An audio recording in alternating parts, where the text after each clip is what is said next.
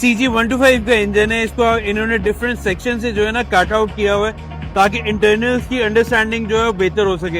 ये जो आपके पास बिल्कुल सामने जो ये सेक्शन नजर आ रहा है जिसके 4 फॉरवर्ड गियर्स हैं, ये उसके गियर्स आपको नजर आ रहे हैं। और उसके आप ऊपर जाके देखें और सबसे ऊपर जो है इसको हेड कहते हैं, हेड असेंबली मतलब कि प्लेन अल्फाज में।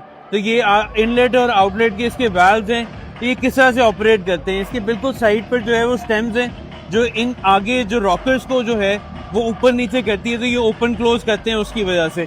अब इसकी हम दूसरी साइड पे चलते हैं। तो जो ये वाली साइड है ये सक्शन वाली साइड है। यहाँ से आपका एयर फ्यूल मिक्सर जो है वो कंबस्शन चैम्बर में एंटर करेगा और उसके बाद ये कंप्रेस होगा, ठीक है। और जब इसे एग्जॉस्ट करना है तो यहाँ से आपका जो है वो एग्जॉस्ट गैसेस बाहर निकलती हैं। जब ये वाल्व ओपन होता है तो सारी जो एग्जॉस्ट गैसेस है यहाँ से बाहर आ जाती है। अब गियर सेलेक्ट करने के लिए क्लच कहाँ से एंगेज होता है, तो ये आप दूसरी साइड पे जो रोटेटिंग पार्ट है आप इसके अंदर देख सकते हैं कि आपकी डिफरेंट क्लच प्लेट और प्रेशर प्लेट्स हैं। जब भी आप इसको लिवर के थ्रू एंगेज करते हैं तो ये इसके बाद जो आप अपना गियर चेंज कर सकते हैं, चाहे आपने गियर अप करना हो चाहे गियर डाउन करना हो। तो ये काफी बेटर है for understanding the basics of the engine कि एक होंडा के 125 के इंजन के अंदर इंटरनली क्या चल रहा है। अब ये जो है ये होंडा CD70 का इंजन जो है यहाँ पे उन्होंने डिस्प्ले किया हुआ है। और ये इतनी अच्छी फ्यूल एफिशिएंसी क्यों देता है, एक तो यही वाली बात है कि इसके जो 70 सीसी छोटी डिस्प्लेसमेंट है तो आपको मैक्सिमम फ्यूल एफिशिएंसी मिलती है। उसके अलावा जो इसके डिफरेंट पार्ट्स हैं